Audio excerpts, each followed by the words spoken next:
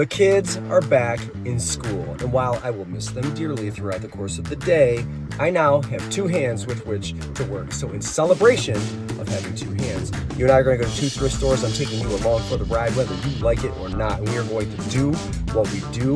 Let's get to digging. Let's see if we can find some gold.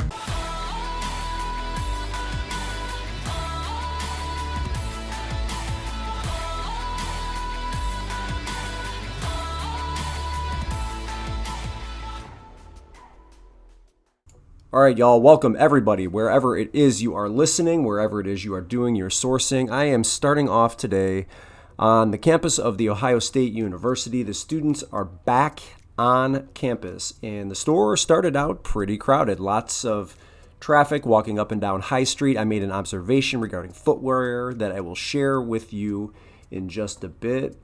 Store was looking pretty good. They had a couple carts come out. They had a couple racks come out. This was a stale rack, and I thought right off the bat, I found a banger, but this is not a banger, so I don't end up purchasing these shorts. So the brand here is Empire, and this is very vintage Y2K, grunge. And the style, or the brand actually, that I think is going to do better than Empire is South Pole. I'm going to put comps on the screen. If you find South Pole shorts, and we're talking about Y2K denim, that type of thing, those are the shorts you probably want to keep your eye on. These ones I thought were great, but they're a really tough size because not only are they a women's pair, but it's a size 0. And, I did see one comp, I think that was brand new, for around $16. But for whatever reason, Empire is just not resonating like South Pole is. So lots of good sales to go on if you happen to find a pair of South Pole shorts. And I'm assuming that if you find Y2K jeans from that same brand, they're probably doing just as well. So keep your eye out for South Pole. We're going to ditch Empire. And then when I walked past these, at first glance, I thought they were Jeffrey Campbell, but they're not. They're Carmen Soul. This is a brand new to me brand. The style on this wedge is Tolino, and I'll be the only one that's got a pink. I forget what size, I can't see what size those are, but I'm the only one that's going to have a pink. I'll clean them up just a little bit, and I'm going to tell you what, pre-owned, those are going to go between $70 and $75. So if you happen to see Carmen Soul, made in Italy, jelly wedges, those are some of the keywords that I may end up using. Make sure you grab them and run comps, because that is a first for me, and I hope that is also a first for you. I like to try to put new items, especially if I find something new for the first time. I like to share it with you as well. That way it keeps it interesting for me, and it keeps it interesting for you, and then it motivates you to get off the couch, get inside the stores, and get shopping. I don't see any other shoes right here that look like they're going to be worth it, but those wedges were amazing. All right. Austin Dine, I thought that hat was going to be $1 million. I don't know, maybe he was a YouTube star. I don't know who he was or who he is. Couldn't find any comps on it, but I'm going to grab the Tesla hat. Gig at Texas. I see a few. I saw one that sold for $60, and then one that was listed for around $50 that was sold on best offer, and there's a few of these listed right now. So as far as how I'm going to price it, I'm not really sure. It's a Model Y hat. Some of those Gig at Texas Tesla hats don't have any other embroidery on either side. Mesh, trucker, snapback, some of the keywords that I'm going to use. But speaking of Tesla, anybody want to give me their personal opinion on the Cybertruck? If you're asking me, I think it looks like a toaster oven on wheels, but I respect it if you have it and you love it. I just don't think that it's something for me. Some of the custom ones, I'll give it to them. Those are pretty cool looking, but I'm not a Cybertruck guy. I'm not a Tesla guy. I'm not an Elon Musk guy per se. I just happen to think that the Cybertruck kind of lacks in any character at all. There's no character to it. It's just kind of boring. Maybe it's cooler on the inside. I've never been inside one. Anyway, I'm rambling. Let's get on with it. This is I forget what brand that was. That might have been a Hall leaf plate. I did look it up. It didn't have any value. I'm gonna give these a chance, because when I was doing comparable research, I really couldn't find any solds. They're Pottery Barn Harvest frames, but they're horizontal. They're like panoramic size. They're 3.5 by 10. And then I've got, a fall color theme for all three of them with the auburn, and we've got the purple at the top, and then more of the earth tone. They are calling that one curry on the bottom. So they retailed a long time ago at $15, $16. I think they're vintage. They're $3 a pop, so $9. I think I sell these in the $45 to $55 range. And lucky for me, I'm going to be the only one that's got a listing like that. So I think at $45 to $55, I've got it sold. And we're going to take a look at this thing a little bit closer because I was picking it up, and they don't love when you grab stuff off the carts in this store. And so I was trying to respect that, but I saw something that was really unique and different. And I kind of picked it up because I couldn't help myself. I'm going to move over to the window because I want you to see the stamp that says Wham-O Magic Window. Now, if you've never seen one of these before, and I feel like I've seen this before, but I didn't know that it was something that you should buy basically at all costs, assuming you're getting it for thrift store prices at thrift stores, because I think my price range when I end up listing this is going to be anywhere between $70 and $100. At first glance, I see a lot of them selling in the $70 to $80 range when we're talking pre-owned. But I think I might be able to push it to $100. I did see some $100 sales. This is our happy place. Yes, the thrift stores, my happy place. If you haven't seen the Wham-O Magic Window, grab those. They don't just come in blue. There's lots of different styles, but super lucky that I found that because that thing looked like it was headed right to the back of the store, never to be seen again. So I don't remember what the price, I don't think there was a price on it. And quite honestly, I don't even know what she charged me. I have to look at my receipt. So let's just say $4. But $4 to turn that into at least $75 is just amazing. But like I said, if I can be on the top tier price-wise for an item like that, something that probably doesn't turn up that often in thrift stores or anywhere for that matter, I think I'm going to shoot high. So I'm going to push for 100 unless, I see something that changes my mind. And I'm also going to grab this Sheetz. What are they calling this? This is called the Fizzinator. It's really the Whizzinator is what it is because there's a lot of liquid you're going to be putting in there. But this thing is going to be $2-3. And it's funny.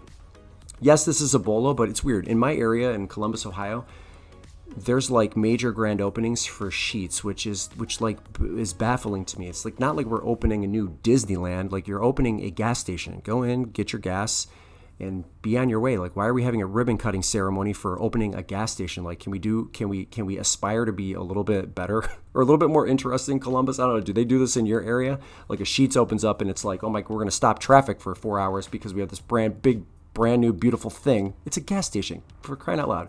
Anyway, this brand is also a bolo. Lion Coffee. This is the Hawaiian Islands. I see a couple of $40 comps for 2 mugs, but their canisters are a bolo. The mug also, I think I'll end up listing for $20. Did that have a price? I don't think that had a price on it. So let's just say it's going to cost me 99 cents or $1.99. And I think the best part about that is it will sell quick. It's not one of those mugs that you just put $20 on it and hope that it sells in a decent amount of time. I think I can move it pretty quickly. All right, that looked like a Naruto mug. This was interesting, a basket weave type mug, maybe handmade or hand painted, but nothing else working for me. I think that was supposed to have a spoon with it and it did not. I would have grabbed, I'm in another store, by the way. I've moved off of campus now. But I like this golf bag Stein if I could get it for 99 cents or maybe even $1.99. But at $4, I saw too many like $10 to $15 comparables to make it work for me. So, spending $4 to get 10 just makes no sense. So moved over to a rack and got really lucky. This is amazing. Is it Cezanne? Someone help me pronounce it. This is another new to me brand. Put it on your bolo list. It is brand new with tags. Checking Terapeak, there were 2 sales that were around $140 to $150 that were brand new with tags, same color. There was a pair of pants that were the same style, but they were white that sold for $50. So I'm going to come in, I think, at $150. $140 or $150 will be the price that I list those at. Great find. They were a size 34, at least that's what the tag said. And I'll take it because I think they're going to cost $8.99. Good deal, good price. Normally, I would be passing on Olokai, thong, flip-flops, sandals right now as we're moving into fall, but these are Tuaheens, and it looks like they're still selling well into August and hopefully into September. I have a black pair, leather, men's size 12 in really nice shape. As far as pricing them, I don't know, maybe I'll put $40 on them because I don't want to hold them all winter, but it looks like they will sell through that season just a little bit slower. Some brands, things come to a complete halt and you really do have to wait till springtime. But those I think I can move in the next month. So I'm going to price those around $40 pre-owned. They can't be shipped first class because they're a little too heavy. But when I was on campus, the shoe of choice for the students, as far as my eyes could see, was the Hoka 2024 all white Clifton 9. That was the style that I saw on, so many kids. Last year when I was like trying to figure out what the trend was going to be, it was like Hokas were great, Converse was great, On was great for the adults, but it really looks like that Clifton 9 all white was the big winner on campus. Just FYI, we all know Hoka is a Bolo brand that you should be looking for, but the all white ones look like they are the home run this year. Haven't been picking up a ton of electronics lately, but I like Sony Blu-rays. They always seem to work well for me. This is STR, I think it was KS370, something like that. I'll have the comps on the screen. The sell-through for these is almost 100%. So 50 or so listed, 50 or so sold, and it looks like they sell pretty well even without the remote. So I think they wanted, what do they want, $6 on that? I'll price it at around 40 or so and hopefully move it quick, assuming it works, which again, with Sony, I usually almost never have trouble with them when I'm sourcing. It's just it's a well-made line of Blu-ray players that they continuously put out. There's always rare exceptions, but I thought the mailbox would be good. I do look the mailboxes up, especially when they're sealed. This one doesn't have any value. It looks like maybe $20. So I'm going to leave that behind. But that STR Sony Blu-ray, good pickup. And we're moving on. FreeFly. Now, if you were not aware that FreeFly is a Bolo brand, this is another one that you want to write down. Make sure you're looking for it when you're out in stores. It's very unassuming. And the first thing I'm going to do is check the pockets to make sure that there are no holes, because this feels thin to me. I'll show you the back pocket logo, right? Looks just like, some waves, something like that. So when you see that, you've got one. These would have been good for maybe in between $20 and $40, but you can see there is a clear rip there. And when I was saying it felt thin, but because I had never seen that logo before, I grabbed it. Put it on your list. It's a Bolo. Those have to stay. And then how am I going to sell these? Like, let's be honest. These are Howard Pierce, California pottery, a deer and a fawn. They were in amazing condition. There you can see Howard Pierce. My daughters are going to look at this and go, are you going to list these, Dad? And then I'm going to say yes, even though I really think we should keep them. They are adorable. What are they? $4, $7 for the pair. I think when you get Howard Pierce mother, deer and fawn, mother and baby sets, they sell for a little bit higher than they do the individual pieces, with exceptions. But the deer and the fawn look like they're going to be good for maybe $75. I think there's a pair listed for $100. Maybe I'll match that one at $100 and get that listed. But how adorable were those? Those would look really good on one of my shelves, but I've got to be disciplined here and get those listed. If you see the Siamese cat, I think there's a trio of Howard Pierce pieces. Those will get you around $200. Just another one to add to your list. Really interesting set that was in perfect condition for pre-owned. Last thing we're going to pick up just came out on a cart, and I got to get moving, so I am lucky to have found these.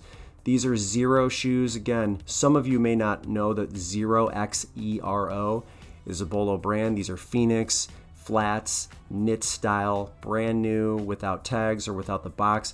I think these also are going to be good for around $60. So if you total everything up just from the two trips, we did really well, especially since I think in both stores it was super busy. So that is par for the course when sourcing in Columbus, Ohio. And I think that's it. We're going to move on. Thank you so much for watching, and I'll catch you in the next one.